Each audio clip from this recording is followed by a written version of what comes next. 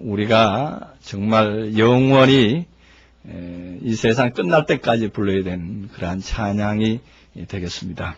이 찬양으로 함께 영광 받으시기 바랍니다. 오늘 부활절입니다. 정말로 우리 주님께서 부활 생명으로 다시 살아나시고 온 세상에 정말로 기쁨의 영광의 역사를 나타내시는 그러한 귀한 절기를 만났습니다. 기독교에서 가장 큰 절기가 무엇이냐 그러면은 바로 부활절일 겁니다. 물론 어떤 분들은 성탄절이라 그러는데 성탄절보다 더 큰 것이 부활절입니다. 왜냐하면은 성탄절은 그냥 예수 홀로 탄생하신 날이지만 이 부활절은 우리 자신들도 함께 부활의 의미가 있기 때문입니다. 그래서 이 부활절은 예수 홀로 부활이 아니라 우리 자신들도 함께 부활하는, 부활했음을 함께 증거하는 그러한 날이요, 또한 그 기쁨을 함께 나누는 귀한 영광의 날이기 때문입니다. 오늘 이 영광의 날에 여러분들도 부활 생명의 실체와 함께 영광에 들어가시기를 주님의 이름으로 축원합니다. 제가 한 주간을 생각을 해봤습니다. 요 근래에 오늘날 우리 기독교에서 부활절 역사, 오늘 또 여의도 광장에서 많은 성도들이 모여서 새벽 집회까지 하고, 또한 각 교회에서는 부활절 집회로 많은 성도들이 모여 있습니다. 모여서 또 예배 드리죠. 이러한 귀한 날에 예배를 하는데 이 부활의 진정한 의미가, 진정한 의의가 과연 알려져 있는가, 과연 그들에게 부활의 진정한 의의를 가지고 있는가 하는 것을 생각하면서 저는 한 주간 동안 정말로 예수님께서 그 부활 생명의 역사로 나타나실 때까지 그 고통스러움, 과 같은 그런 비슷한 고통을 겪었다, 이렇게 볼 수가 있습니다. 한 주간 동안 과연 오늘날의 크리스찬들, 오늘날의 이 기독교에서 부활절이라고 하고 아주 그냥 대대적으로 선전하면서 그 모임을 가지는데, 그 모임에 가지는 그 진정한 그 의의가 각자에게 아니면은 그 단체에게 그 진정한 의미를 가지고 있을까 하는 것을 생각하니까 먼저 마음이 한쪽에서부터 답답해 오기 시작했습니다. 그렇다고 여러분들까지 답답해할 것 없습니다.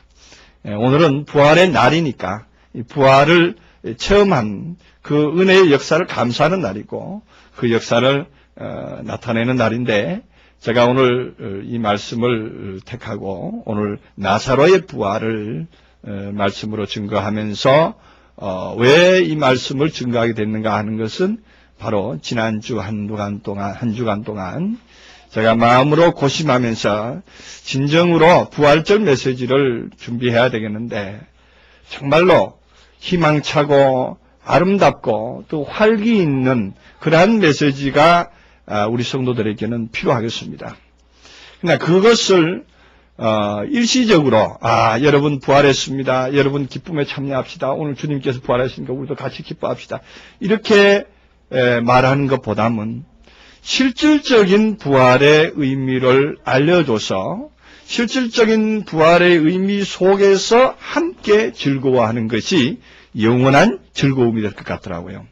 그래서 일시적으로 우리 함께 기뻐합시다, 즐거워합시다 하는 것보다는 이러하기 때문에 우리는 부활체요, 우리는 부활의 생명을 가졌고 우리는 이 부활로 말미암아서 함께 하나님께 나아갈 영광의 지체들입니다 하는 것을 말씀드리고 싶습니다.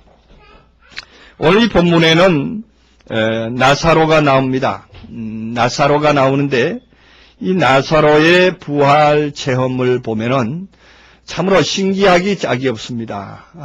병이 들어서 나사로가 베다니에서 병들어 있었는데 예수님은 병들어 있는 나사로에 대해서 치료하려고 빨리 그 걸음을 옮기셔서 가실 생각은 안 하시고, 거기에 그 소문을 듣고서도 이틀이나 거기서 머물고 계셨다가 나사로가 죽은 뒤에 그러니까 죽고 나서 장사한 지 나흘 뒤에서야 예수님께서 당도하셔서 그 나사로를 다시 무덤에서 일으키시는 그 역사를 오늘 기록을 해놨습니다. 오늘 이 본문에서는 진정으로 그 나사로의 그 살리심보다도 예수님께서 오늘날 우리 인류에게 부활의 의미가 무엇이라 하는 것을 예수님 당신이 죽기 이전에 이미 공개하셨던 그러한 것을 우리는 볼 수가 있습니다. 그래서 예수님께서는 친히 그 무덤에 있는 나사로의 무덤 앞에 가서 증거하실 때에 요한복음 11장 이 42절에 보면 그런 말씀을 하고 있습니다. 내가 이처럼 기도하고 이처럼 말씀드리는 것은 나를 위함이 아니고 이 둘러선 사람들을 위함이니다 합니다. 나사로를 위함도 아니고 거기 나사로의 누이 마르다와 마리아를 위함도 아니고 오직 둘러선 사람들을 위해서 예수님께서 그 일을 행하셨다 했습니다. 오늘날의 부활의 역사도 마찬가지입니다. 오늘날의 예수님께서 부활하신 부활의 그 역사도 마찬가지로 오늘날 예수님 자신 홀로 부활하신 그 의를 온 세상 사람들이 찬양할 것이 아니라 둘러선 사람들, 오늘날 우리들도 그런 부활에 동참할 수 있다는 것을 메시지로 가르쳐주고 계시는 하나님의 위대한 생명의 말씀이 그 속에 숨어 있다 하는 것입니다. 우리가 예수님께서 무덤에서 부활하신 그 사건만 믿고 그 사건이 진실이다, 정말로 예수님께서는 부활하셨다 하는 것으로 믿고 그것만 찬양하다가 보면은 나의 부활의 실체는 찾아보질 못합니다. 나의 부활의 실체가 무엇인지를 알지를 못합니다. 예수님께서 무덤에 들어가시는 것, 나사로가 무덤에 죽어야 했던 것, 그것은 바로 우리의 죄를 위함이라고 우리는 이미 성경 말씀을 통해서 알고 있습니다. 우리 주님께서 십자가에 못 박히시고 죽으시는 것은 나의 죄를 위함이다 이렇게 하는데, 내가 지은 모든 생활 중에, 세상 중에 살던 모든 죄를 위함인 줄로 우리는 생각을 합니다. 그러나 나의 죄를 위함이다 하는 얘기는 사실상 내가 죄 가운데 있음으로 말미암아서 그 죄 가운데 있는 나를 구원시키고자 하는 하나님의 뜻이 그 속에 숨어 있다는 것을 우리는 알고 있어야 됩니다. 그냥 글자적으로 나의 죄를 위해서 돌아가셨다 하는 이런 말씀보다는 내가 무덤 속에 있기 때문에 예수님께서 살아나셨다 하는 얘기입니다. 내가 무덤 속에 있을 수 있는 것은 그게 바로 또 은혜가 된다는 얘기입니다. 나사로가 무덤에 들어갈 수 있었던 것도 그것도 하나의 은혜다 이런 얘기입니다. 그게 무슨 말이냐 하고 아마 어리둥절하신 분이 계실 거예요. 나사로가 무덤에 들어갈 수 있었던 것은 나사로의 삶이 무덤에 들어갈 수 있는 삶으로 살았다 이런 얘기입니다. 우리는 여기에 등장하는 나사로를 생각하면서 지금 누가복음에 나오는 거지 나사로도 한번 생각해 볼 수가 있습니다. 그 거지 나사로의 삶은 정말로 이 땅에서 살면서 정말로 거지와 같이 살았고 이 대문 저 대문 다니면서 참 말씀을 구걸하던 사람이었습니다. 진정한 말씀, 생명의 말씀이 어디에 있는가 해서 이 교회 저 교회 다니면서 말씀 구걸하던 사람이 바로 나사로였다 하는 것입니다. 그런데 참 공교롭게도 요한복음에 등장하는 나사로도 그러한 나사로라는 이름을 가지고 있고 누가복음에 등장하는 거지 나사로와 부자도 그러한 의미를 가지고 있기 때문입니다. 동명이인이다 이렇게 말하는 분도 계시겠지만 성경에 나오는 언어가 가지고 있는 그 이름이 가지고 있는 뜻은 똑같습니다. 이름이 가지고 있는 뜻이 똑같다는 얘기는 그 사람의 삶이 똑같다 이런 얘기입니다. 오늘 등장하는 요한복음 11장에 등장하는 죽은 나사로, 무덤에 들어있는 나사로는 어떻게 살았다 하는 얘기는 나와 있지 않습니다. 다만 예수님께서 사랑하시는 사람이다 하는 것은 잘 나와 있습니다. 예수님께서 왜 사랑했던가, 예수님께서 왜 사랑했던가 이유도 안 나와 있죠. 거기서는 예수께서 왜 사랑했던가 이유는 우리는 누가복음에서 찾아보면은 그는 이대문 저대문 다니면서 후걸하는 생을 살았기 때문에 예수님께서 사랑하지 않았나 저는 이렇게 보여집니다. 왜 그런가 하면은 그 사람은 진실로 참 진리를 추구하는 삶을 살았기 때문입니다. 참 진리를 추구하고 참된 말씀을 찾아 헤매던 그 사람은 결국에는 참된 말씀으로 말미암아 자신을 죽일 수가 있었던 거예요. 자신을 죽을 수가 있었던 거예요. 그래서 다시 말해 참된 진리를 발견하면은 참된 진리는 나를 죽여줍니다. 진리는 무엇이냐? 나를 죽여줄 수 있는 것이 진리다 이런 얘기예요. 아무리 진리라고 하지만 자신을 죽여주지 못한다면 그것은 진리가 아니다 이렇게 말할 수 있습니다. 왜 그러느냐? 그게 무슨 말이냐 이렇게 생각하실 텐데 나의 생각을 죽여줄 수 있는 거예요. 나의 고정관념을 죽여줄 수 있는 거예요. 나의 사상을 죽여줄 수 있는 거예요. 그것은 진리이기 때문에 바꿔치기 할 수가 있는 거예요. 우리가 인간은 다 거짓되다 그랬습니다. 내가 거짓되고 죄인 가운데 있는데 우리의 인생을 살고 있는 나는 거짓되고 죄 가운데 있는 나의 모습을 바로 보여주는 것이 진리다 이런 얘기예요. 우리가 거울을 보는데 거울이 만약에 엉뚱한 모양으로 바뀌어지고 거울이 만약에 볼록거울이나 오목거울을 우리가 보면은 자신의 오목거울 같은 경우는 자신의 얼굴이 이따만하게 커 보입니다.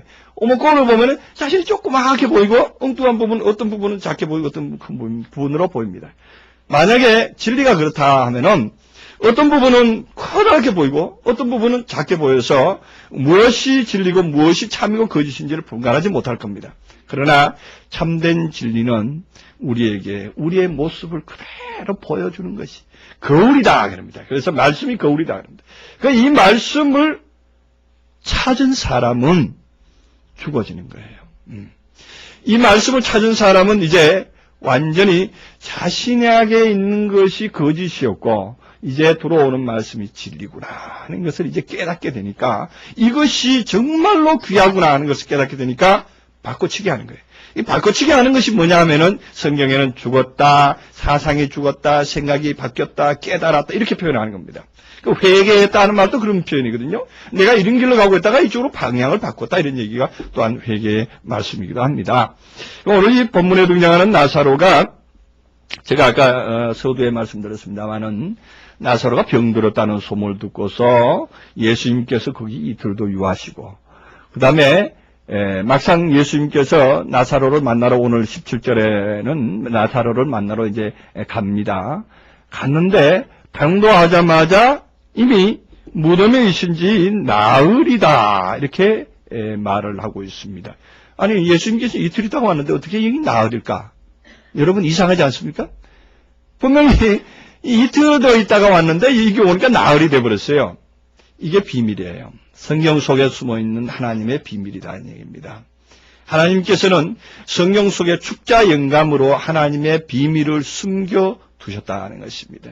예수님께서 왜 하필 거기 이틀 계셨느냐? 나사로가 뒤집어지기를. 이틀이라는 것은 개혁되다, 뒤집어지다 또는 탈바꿈되다 하는 의미가 가지고 있습니다. 그래서 성경에 이틀이라는 단어를 여러 군데 쓰고 있습니다. 우리가 요한복음에서도 거기도 보면 요한복음 4장에서도 수가성 여인을 만나서 수가성 여인과 함께 대화하시다가 수가성에서 예수님께서 며칠을 더 계셨는가 하면은 그 동네에 가서 열흘 계시거나 20날 계신 게 아니고 딱 이틀만 계시다가 유대로 다시 내려가시는 갈릴리로 다시 가시는 그 장면을 봅니다.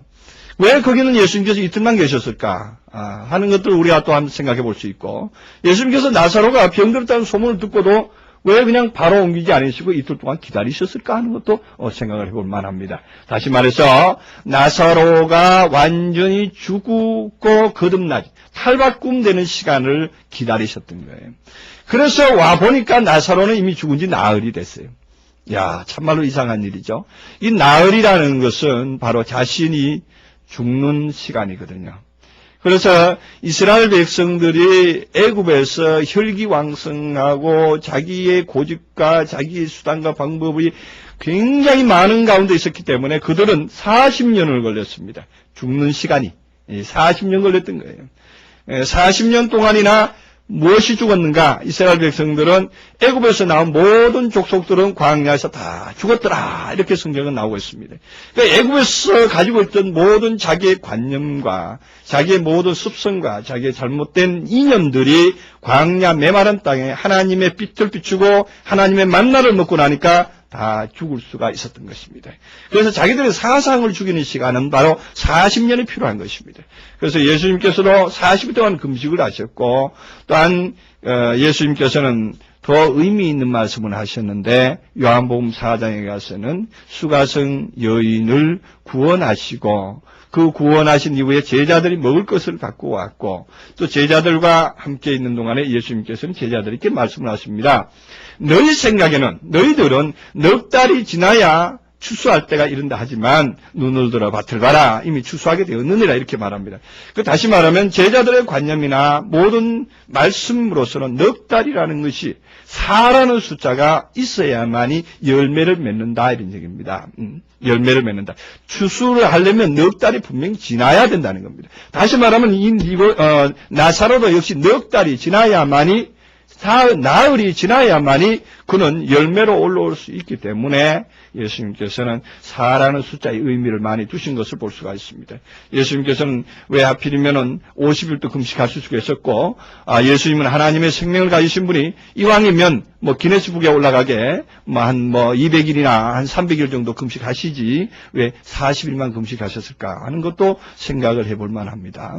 그리고 또 이스라엘 백성들이 왜 나흘 길 가든지 한 3일 길 가든지 아니면 50일 길 가든지 아니면 5년을 가든지 10년을 가면 될 텐데 왜 40년 가셨을까 하는 것도 생각을 해볼 만합니다. 그것이 바로 성경에 감추어진 하나님의 비밀의 말씀이 거기에 숨어 있기 때문입니다. 우리에게 가르치고자 하는 하나님의 뜻이 있기 때문입니다. 그래서 오늘 본문에도 나흘만 지났는데 사실 그렇게 냄새가 많이 난다 그러는데 우리 물론 시체가 죽은 지 나흘 되면은 물론 시체가 냄새가 납니다. 근데 그 정도 심한 악취 나진 않습니다. 얼마 전에 우리 신문에 났었죠. 어느 동이죠? 거기 보면 단독 가구에 사시는 할아버지 한 분이 돌아가셨는데 돌아가신 지 2달 됐죠. 2달 됐는데 이웃에서 악취가 나가지고 이제 발견이 됐는데 2달이면 60일이나 된 거예요. 나흘 돼가지고 그렇게 악취가 나지 않습니다.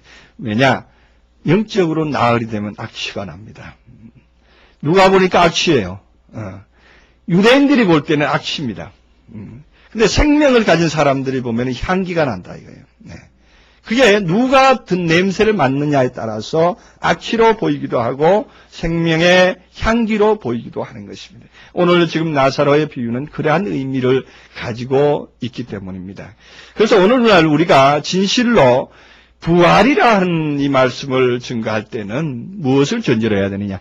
죽는 것을 전제로 한 부활입니다. 우리가 성경에 부활이라는 단어가 상당히 많이 나와 있는데 부활이라는 단어를 이해할 때는 먼저 예수님의 부활도 먼저 우리는 떠오르게 되지만 우리의 사도 바울께서 증거하신 부활에 대해서 우리는 분명히 알고 있어야 됩니다. 사도 바울은 무슨 부활을 증거했느냐? 사도 바울은 너희 생명이 그리스도와 함께 죽었다. 너희 생명이 그리스도와 함께 세례받았다. 세례받는 것은 그리스도와 함께 살 줄 믿느니 그리스도와 함께 죽은 자는 그리스도와 함께 부활한다 이렇게 말하고 있습니다. 그래서 바울 자신뿐만 아니라 바울이 증거한 제자들까지도 이미 그리스도와 함께 죽었다 그렇게 말했습니다. 그런데 그때 당시에 바울 사도가 증거한 제자들은 한 사람도 무덤에 들어간 사람이 없었습니다. 다 이처럼 오늘날 우리 교회처럼 다 이렇게 멀쩡하게 살아서 교회 안에 아니면 그 가정 안에 다 살고 있는 사람들인데 바울은 뭐라 그러느냐? 너는 죽었다. 너희 생명이 그리스도와 함께 하나님 안에 감추었다. 너희 생명이 죽었다. 이렇게 말했거든요. 참 그 의미는 우리가 다시 한번 생각을 해봐야 될 의미입니다. 정말 우리가 부활을 그러고 말하는데 죽은 것을 알지 못하고 부활을 했다 하는 것은 정말로 어처구니 없는 일이다 이런 얘기예요. 그래서 저는 항상 부활절이 되면 이 의미를 먼저 새겨서 말씀을 드립니다. 작년에 그 인터넷상에서 올려놓은 그 말씀입니다만 작년에 부활 시리즈로 해서 제가 내 토막에 시리즈 말씀을 증거한 적이 있는데 그 말씀을 듣고 감명받으신 분들이 상당히 많은 것 같습니다. 그래서 이번에는 별도로 그 말씀을 증거하지 아니하고 거기에 대해서 과연 다시 한번 우리 살펴볼 수 있게 하기 위해서 이 말씀을 증거합니다만 거기 말씀에서도 주된 요점이 그겁니다. 바울의 부활과 예수 그리스도의 부활, 바울이 증거하는 부활과 예수 그리스도의 부활은 분명히 시대적으로, 시기적으로, 역사적으로 다릅니다. 시간적으로 다릅니다. 그러나 한 맥락이라는 것을 말하고 있습니다. 같은 맥락을 말하고 있습니다.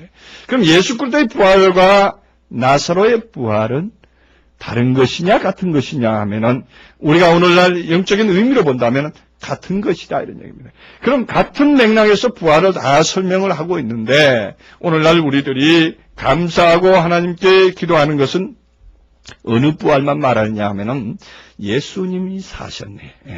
예수님이 2000년 전에 무덤을 열고 다시 사셨네 하는 것을 증거할 뿐이다 이런 얘기입니다. 그러니까 한쪽은 알고 한쪽은 모르는 거예요.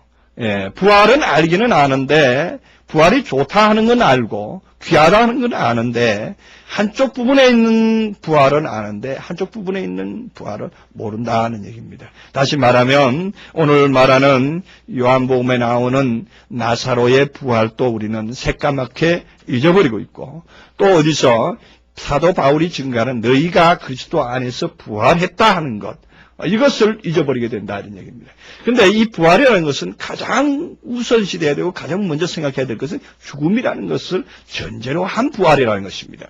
죽음을 전제로 하지 아니한 부활은 가짜 부활이다 하는 것을 제가 늘 말씀을 드립니다. 그럼 먼저 내가 부활했다고 말하는 사람들에게 가서 어떻게 죽었습니까? 하고 물어보면은 그 답이 나옵니다. 어떻게 죽었습니까? 하고 물어보면은 내가 어떻게 죽었다는 것을 성경적으로 대고 있는 사람이라면 그는 진정한 부활을 했다 이렇게 말할 수가 있습니다. 그러나 내가 언제 죽어봤어야죠. 난 아직 안 죽었습니다. 이렇게 말한다면 그건 다시 말해서 성경적인 부활의 의미를 깨닫지 못하는 것입니다. 다시 말하면 예수 그리스도의 부활도 사실은 제대로 이해를 못하는 겁니다. 예수 그리스도의 부활은 예수 자신이 죽고자 노력하셨던 분입니다. 그렇습니다. 예수님께서는 내가 땅에 불을 던지러 왔다 이렇게 말씀을 하시면서 그 불이 붙기까지는 나의 답답함이 얼마나 더하겠느냐 이렇게 말하면 나의 받을 세례가 있으니 하고 분명히 말씀하고 있습니다. 그래서 예수님께서는 스스로 죽음을 자처하신 분입니다. 거기에 엑스트라로 하나 등장한 분이 있는데 바로 가룟 유다가 등장을 했죠. 가룟 유다가 등장했는데 그 가룟 유다 역시 때가 되니까 우리가 흔히들 우리나라 말에 뭡니까 까마귀 날 잡혀 떨어진다고 그런 표현도 있습니다. 때가 되니까 그가 역사를 했던 거예요. 그를 움직였을 뿐입니다. 때가 되니까 가룟 유다가 아니라도 다른 사람이라도 하나 또 그렇게 들어가서 그 일을 마땅히 해야 될 그러한 상황으로 성경은 나오고 있습니다. 그 일 또한 우리 안에서도 나사로가 되어서 나를 어디다가 팔아줘야 됩니다. 누구에게? 유대인들에게 팔아줘야 됩니다. 유대인들에게 팔은 예수는 무엇을 팔았습니까? 지금 여기 지금 나오는 요한복음에 나오는 지금 가룟 유다는 예수를 팔긴 팔았는데 무엇을 팔았습니까? 예수의 영혼은 팔지 못했습니다. 예수의 몸은 팔 수가 있었습니다. 값어치가 나갔던 모양입니다. 마찬가지입니다. 우리도 우리 자신들의 생과 우리 자신들의 삶과 우리 자신들의 인간의 어떠한 모습들은 유대인들에게 내어줄 필요가 있습니다. 너 이거 먹고 떨어져라 하고 내어줄 필요가 있습니다. 그거 내줘버리면은 우리는 죽을 수 있습니다. 그거 내줘버리면 됩니다. 그런데 내가 안 내주려고 그러죠. 안 팔라 그러죠. 나를 안 팔라 그런다 이거죠. 그래서 누구든지 나를 따르거든 자기를 부인하고 자기 십자가를 지고 나를 따르라 그러는데 자기를 부인할 생각이 없는 거예요. 팔고 싶은 마음이 없는 거예요. 그거하고 같이 영원히 같이 있고 싶은 거예요. 그러다 보니까 죽을 수가 없었던 것입니다. 그래서 예수님은 이틀 동안 베다니로 가시지 않고 기다려야 됐던 것입니다. 오늘날 또 진정한 복음은 그가 죽기까지 기다릴 수밖에 없는 거예요. 진정한 생명의 복음이 들어가기 위해서는 그가 죽기까지. 그래서 요 근래에 우리 교회에 많은 성도들이 들어오고 있습니다. 많은 새로운 신자들이 들어오고 있는데 이분들에게 계속적으로 주입시키는 말씀이 뭐냐면 죽으라는 것입니다. 지금 처음 들으신 분들은 굉장히 의아하실 텐데 죽으라는 것이 뭐냐? 자신이 가지고 있던 고정관념을 깨뜨리라는 것입니다. 얼마 전에 우리 교회 오셔서 밤이 맞도록 밤 2시가 지나서 3시 반이 넘도록 밤이 맞도록 신음을 하시다가 가신 분이 계신데 그분 역시 가다가 다시 왔어요. 가다가 도저히 목사님 안 되겠습니다. 한 11시 반, 12시, 그때 몇 시였죠? 그때 한 12시 조금 넘었습니다. 근데 이제 가야 되겠습니다. 하고 이제 가다가 도저히 발걸음이 안 떨어진다고 다시 왔어요. 다시 와서 도대체 어떻게 해야 됩니까? 정말 니고데의 데모의 심정처럼 와서 다시 말씀을 나눴는데 연장전에서 3시 반까지 말씀을 했는데 그래도 안 죽어지는 거예요. 그분이 정말 가지고 있는 것이 부자 청년의 모습을 제가 간 다음에 우리 전도사님께 그런 말씀했어요. 바로 저런 마음이 부자라서 그런 것이다. 마음이 부자라서 그런 것이다. 직접 말씀을 들으신 분은 굉장히 쇼킹하고 굉장히 서운해하실 텐데 우리 부자 아닌 사람은 어디 있어요? 저 역시 부자입니다. 저 역시 부자고 우리 성도들 역시 다 부자입니다. 부자가 아니었다면 벌써 모든 생업을 다 뿌리치고 하나님의 일에 아마 적극적으로 나섰을 겁니다. 아직 부자가 남아있는 거예요. 내 속에. 다만 나의 부자의 속성이 얼마 정도 남아있느냐에 따라서 그가 온전히 하나님의 일에 완전히 나섰는가 나서지 못하는가를 체크를 할 수가 있는데 그렇다고 해서 하나님의 일한다 그러니까 어떤 사람들 그럽니다. 아이고 나 직업 그만두고 나 가정일 그만두고 오로지 하나님의 일만 할래요 하고 그냥 전도지 들고 바깥으로 나서는데 그것만 하나님의 일인 줄로 생각하면 큰 오산입니다. 진정한 하나님의 일은 무엇이죠? 내 자신이 내 자리에서 부활해버리면 그게 하나님의 일을 하는 거예요. 하나님의 영광을 하는 거예요. 영광의 몸이 되는 거예요. 그래서 내 자신을 돌아볼 수가 있는 마음의 생각, 저력이 생깁니다. 그럼 내 자신을 하나님께 진정으로 내 자신이 드려지는 것이 그거 아닙니까? 우리가 흔히들 말하기를 우리가 로마서 12장에서 너희 몸을 하나님이 기뻐하는 사한 제사로 드리라 그러잖아요.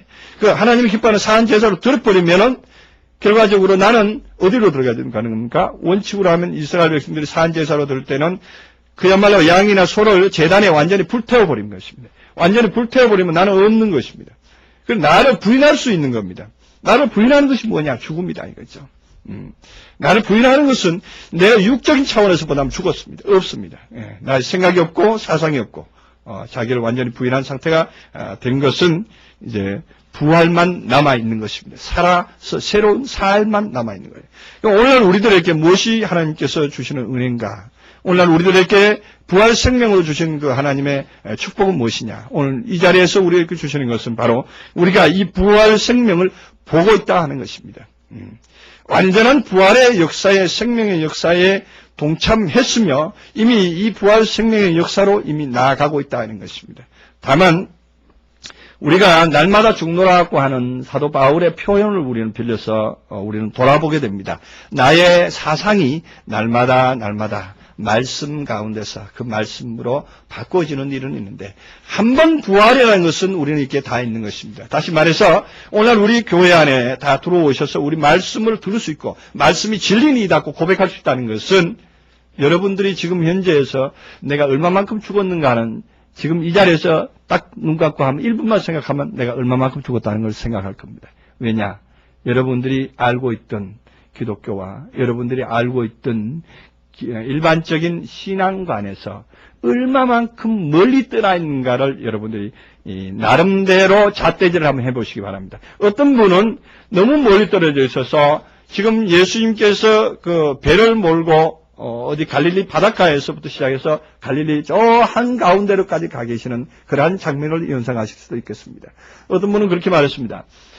내가 어떤 분은 전도를 했는데 그 전도했는데 그분과 내가 말이 안 통하는데 도대체 얼마나 안 통하든지 나는 완전히 동의 말을 하는데 저는 서의 말을 하더라. 또 그러면서 어떻게 표현하냐면 나는 그에게 대해서 내가 그와 떨어져 있기 거리가 얼마나 떨어져 있는지 바다 한가운데 있는 것 같더라 이런 표현을 했습니다. 그런 것 같습니다. 우리가 그만큼 멀리 떨어져 있는 것입니다. 일반적인 그 신앙론과 일반적으로 우리가 알고 있던 기독교에서 알고 있는 그러한 개념에서 이만큼 떨어져 있다는 얘기는 이만큼 죽었다는 얘기입니다. 이만큼 죽어있기 때문에 그쪽의 말이 도대체 귀에 들어오질 않습니다. 그쪽의 말이 도대체 무슨 말인지도 알아듣지도 못할 정도가 됐습니다. 저는 최근에 그러하신 그 성도 몇 분을 만나서 대화를 한번 해보는데 정말 답답해서 말이 안 나오고 무슨 말부터 시작을 해야 될지 말이 안 나오는 그러한 상황을 만났는데 참 이럴 때는 어떻게 해야 되는가 생각을 해보니까 아차 그게 있구나. 어떤 거냐. 옛날의 내 모습. 옛날에 10년 전에 20년 전에 내가 믿었을 때의 그 모습을 돌아가자. 그 자리에 돌아가서 그 눈높이로 대화를 하자. 그래서 한참 망설이다가 그 모습을 가지고 대화를 하니까 뭔가 통하더라고요. 그때서야 말이 통하더라니까요. 그렇습니다. 그럼 우리가 지금 이만큼 멀어져 있다는 얘기, 이만큼 죽었다는 얘기입니다. 그런데도 우리는 죽었느냐 살았느냐, 부활이냐 아니냐, 이걸 가지고 따진다면은, 우리가 아직, 잣대를 제대로, 이용을 하고 있지 못하다, 이렇게 볼 수가 있죠. 우리에게 있는 이 잣대로 본다면은, 정말로, 부활 생명의 실체는 우리 안에 계시는 예수 그리스도께서 우리에게 날마다 가르치셔서, 나를 날마다 죽여주고 있기 때문에, 날마다 나를 변화시켜주고 있기 때문에 내가 가지고 있던 사상도 죽어지고 내가 가지고 있던 생각도 죽어지고 내가 가지고 있던 고정관념이 자꾸만 파쇄되어져 나갑니다. 그러면 무엇으로 바꿔지느냐?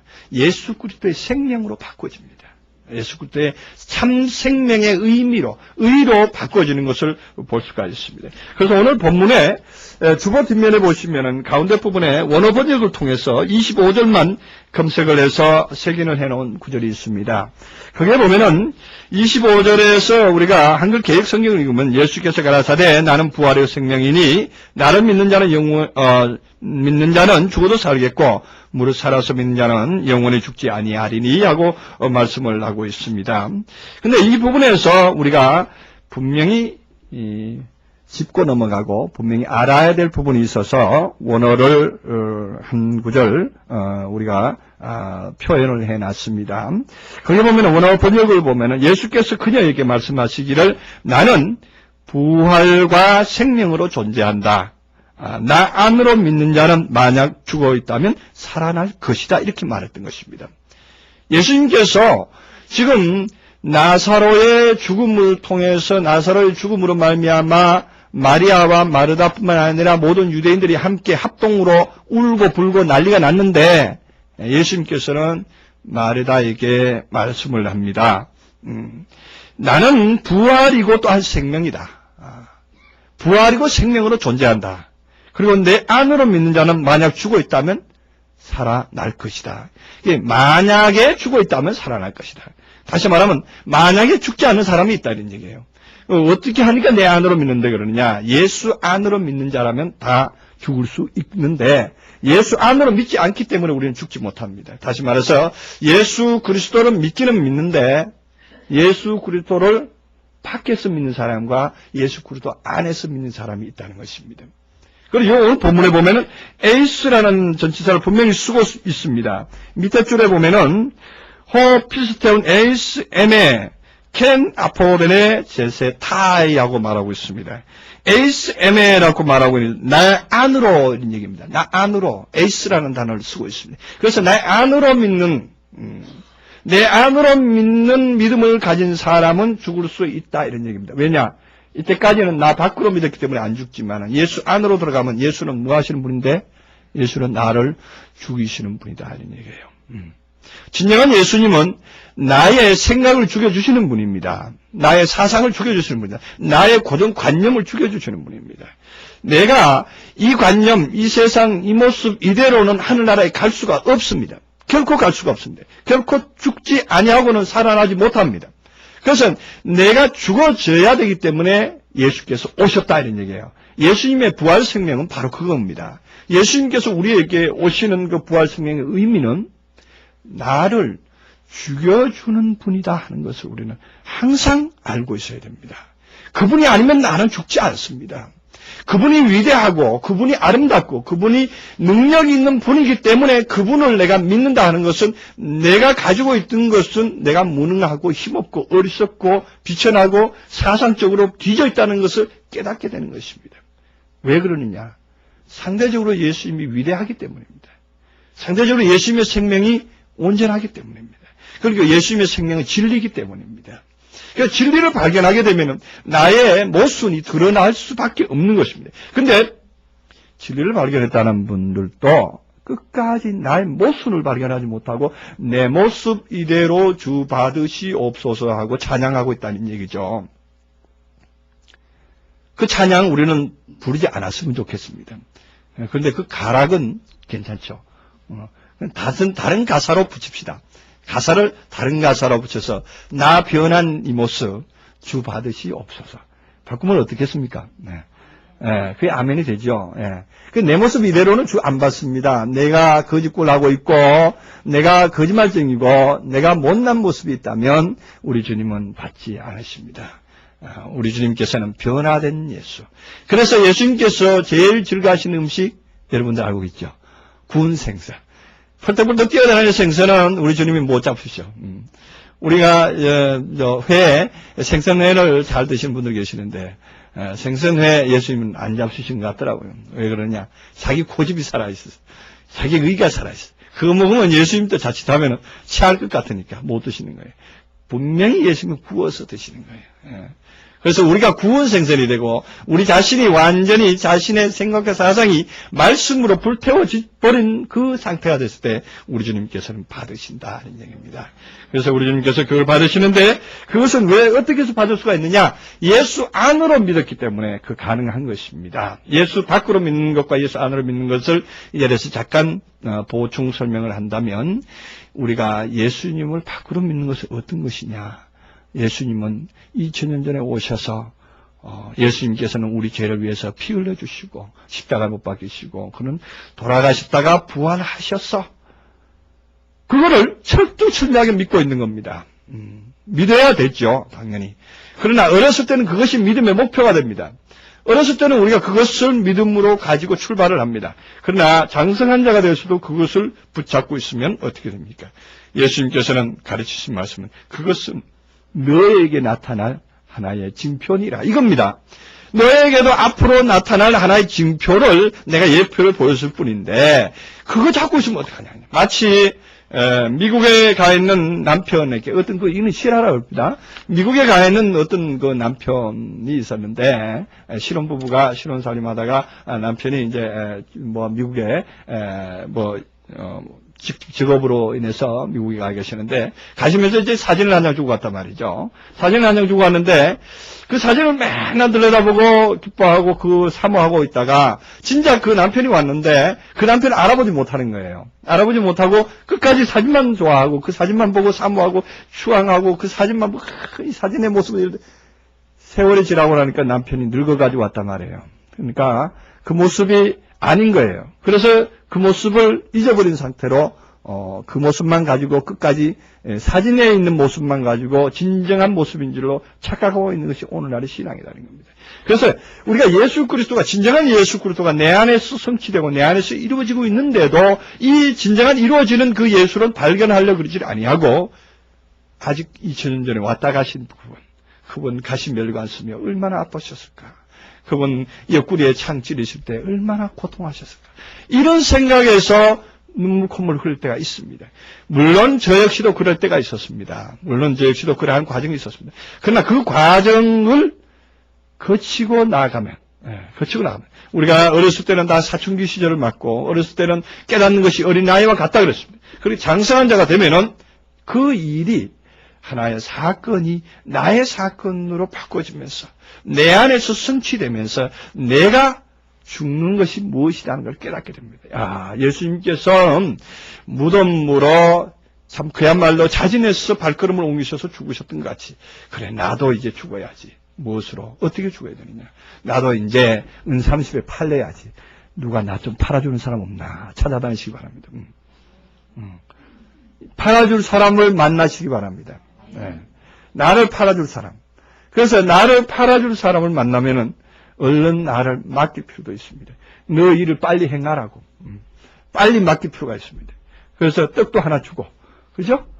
떡도 하나 줘서 빨리 행하라고 말할 필요가 있습니다. 그랬을 때 나는 그로 인해서 파려지고 이제 나의 속사람은 그와 분리될 수가 있습니다. 그래서 영혼이 떠날 수가 있습니다. 영혼의 육체에 더 이상 매이지 아니합니다. 우리의 속생명이 더 이상 육체의 제어를 받지 아니합니다. 육체로 말미암아서 이렇게 하고 저렇게 하지 않습니다. 오로지 주께서 원하시는 모습대로 주께서 인도하시는 모습대로 우리는 따라갈 수가 있게 됩니다. 그랬을 때에 나는 죽고 내 안에는 그리스도가 산다. 내가 사나 죽으나 주의 것이다 이렇게 고백할 수가 있습니다. 그랬을 때 뭐냐? 그랬을 때는 영원한 부활 생명체가 됩니다. 그랬을 때는 영원한 부활 생명체로 새로운 삶을 살 수가 있습니다. 그랬더니 오늘 이 본문 말씀에서 뒷부분을 제가 잠깐 설명하고 매듭 짓기로 하겠습니다. 오늘 본문에서는 25절까지만 읽었는데 이 본문이 사실은 1절부터 시작해서 몇 절입니까? 44절에서 끝납니다. 44절에서 끝나는데 마지막 장면이 아주 인상 깊게 남습니다. 왜냐하면은 이 나사로를 무덤에서 부활시키실 때에 우리 예수님께서는 그 무덤 앞에 당도하셔서 돌을 옮겨 놓으라 그럽니다. 물론 분명히 그때 당시 이스라엘 나라에서는 우리나라처럼 땅을 파고 묻는 것이 아니고 무덤을 바위 속에다가 넣어둔 것입니다. 그것도 하나의 의미입니다. 그것도 하나의 바위와 같은 단단한 마음 속에다가 옛것은 옛것으로 장사 지내는 거예요. 옛것이니까 거기가 장사 지내는데 그 바위로 막아놨다 이런 얘기요. 바위로 막아놨다. 이 바위로 막아놨다는 얘기는 나의 이 강한 생각이 그거를 막고 있었던 것입니다. 내가 이미 내 속에는 부활 생명이 있는 거예요. 내 속에는 부활 생명이 이미 약동하고 있고 살아있는데도 불구하고 무엇이 막고 있냐? 이 바위 같은 마음이 떡 막고 있는 거예요. 나는 아직도 죽었다. 나는 쓸모없는 사람이다. 이렇게 생각을 하고 있는 거예요. 그렇게 될 때가 있습니다. 진리의 말씀으로 된통 한번 혼이 난 사람은요, 아이고 나는 죽었구나. 아무것도 아니구나. 내가 이때까지 그렇게 믿었던 것이 헛거구나. 헛거구나 하고 자신을 아주 그냥 비하시키고 정말 죽고 싶은 마음이 있고 이럴 때가 있습니다. 그럴 때 무엇이 막고 있느냐? 큰 바위가 나를 누르고 있는 거예요. 큰 바위가 나를 누르고 있는 뜻한 것입니다. 그래서 그 바위를 이제 주님께서는 치워버려라 이런 얘기입니다. 치워버려라. 걷어버려라 이런 얘기입니다. 그 어떤 생각의 관념을 걷어버려라 이런 얘기입니다. 걷어버렸을 때에 무엇이 보입니까? 보이는데 이제 수족을 배로 동인 채로 나오는 나사로가 나옵니다. 여러분 상상 한번 해보십시오. 수족을 배로 동였는데 어떻게 일어설 수가 있죠? 그리고 어떻게 또 이렇게 걸어 나올 수가 있죠? 배로 동여버렸으면 움직이지 못합니다. 그죠? 전혀 움직이지 못하는 상태인데 어떻게 움직여서 나올 수가 있을까 하는 걸 생각을 해보면 실제적인 모습을 우리가 연상할 수가 있는데 실제적인 모습 속에는 비밀이 있다 이런 얘기입니다. 다시 말해서 배라고 하는 것은 우리들이 가지고 있던 사상의 어떤 건덕지들이죠. 이것이 나의 손과 발을 묶어버립니다. 나를 활동하지 못하게 했습니다. 그것이 세상에 가지고 있던 나의 고정관념들입니다. 고정관념들이 생명으로 나오지 못하게끔 그나마도 붙들고 있었던 것입니다. 그래서 그것들을 풀어놓으라고 예수님께서는 말씀합니다. 풀어놓아서 다니게 하라. 그렇습니다. 이것이 우리에게 주시는 하나님의 부활 생명의 역사입니다. 오늘 여러분들에게 하나님의 말씀이 임하셔서 진실로 풀어놓아 다니게 할 수 있는 위대한 말씀이 임하시기를 축원합니다. 정말로 풀어놓아서 이제 다녀야 됩니다. 여러분들은 이미 부활했습니다. 부활체입니다. 생명체입니다. 이 생명체를 가지고 있으면서도 무엇이 잡고 있느냐? 무엇이 내 생각에 아직 나는 일할 자세가 아니야. 나는 아직 움직일 수 없어. 이러한 관념이 우리들 속에 있기 때문입니다. 오늘 우리 부활 생명을 맞은 우리 여러분들은 진실로 예수 그리스도의 부활과 같이 나사로의 부활과 같이 이제는 부활 생명으로 살아났다는 사실을 마음에 새기시기 바랍니다. 그랬을 때 우리는 힘이 있습니다. 이제 약동하는 그 힘, 주께서 주시는 힘으로 이제는 살 수가 있다는 것입니다. 주께서 주시는 힘은 무한한 힘입니다. 정말로 무한한 힘입니다. 세상을 이김으로 나옵니다. 우리가 흔히들 그렇게 말하죠. 죽으려고 하면 무슨 짓을 못해. 그런 얘기 하죠. 세상에 그런 말이 있습니다. 죽으려고 하면 무슨 짓을 못해. 그렇습니다. 우리의 육적인 것을 이 보잘것없는 것이야 하고 던지면은요, 진짜 하나님의 일이 보여요. 정말 하나님의 그 찬란한 일이 보입니다. 인생의 모든 것은 무가치한 것이야. 나의 사상은 무가치한 것이야. 오로지 하나님의 일, 하나님의 그것만 위대한 것이고 생명이야 하는 것 쪽으로 마음을 바꾼 것, 그것은 바로 부활 생명체가 하는 일 중에 가장 위대한 일입니다. 그 일은 가지고 있는 사람에게는 날마다 그냥 그 일로 인해서, 하나님의 일로 인해서 마음이 날마다 약동하는 것을 볼 수 있습니다. 힘이 막 그냥 넘치는 것을 볼 수가 있습니다. 그건 왜 그럴 수가 있느냐? 그것은 부활 생명의 약동이기 때문입니다. 이젠 부활 생명이라는 얘기는 이 부활이라는 의미도 나중에 여러분들이 기회가 나서 원어 성경을 뒤져보면은 분명히 나옵니다. 다시 일어서다 하는 얘기입니다. 일어서다 하는 거예요. 자빠져 있었는데 일어서다 하는 거예요. 그 부활이라는 게 다른 의미가 아니에요. 넘어져 있었는데 다시 일어서다 하는 거예요. 일어서다 하는 의미인데 우리가 그것을 이제 정말로 죽은 자가 일어서는 것도 일어서는 거고, 배로 동이처럼 누워있던 사람이 일어서는 것도 일어서는 거고, 우리의 사상이 죽어져 있었는데 사상이 다시 일어서서 사상이 하나님의 각도를 맞춰서 다시 행진하고 있는 모습도 일어서는 것이다 하는 얘기입니다. 그래서 오늘 이 부활 생명의 실체라는 것은 다른 것이 아니라 바로 우리 속에 역사하는 예수 그리스도의 생명체인데, 예수 그리스도의 생명체는 여러분이나 저나 다 경험한 것이다 이런 얘기예요. 경험한 것인 줄을 다시 한번 믿을 때에 진실로 이 부활이, 예수 그리스도의 부활이 나의 부활이요, 나의 부활이 또한 여러분의 부활이 되고 모두의 부활로 나갈 수 있는 하나님의 참 증인이 되시고 영광에 참여할 수 있는 그날에 오기를 주님의 이름으로 축원합니다. 기도하시겠습니다. 사랑의 하나님, 감사합니다.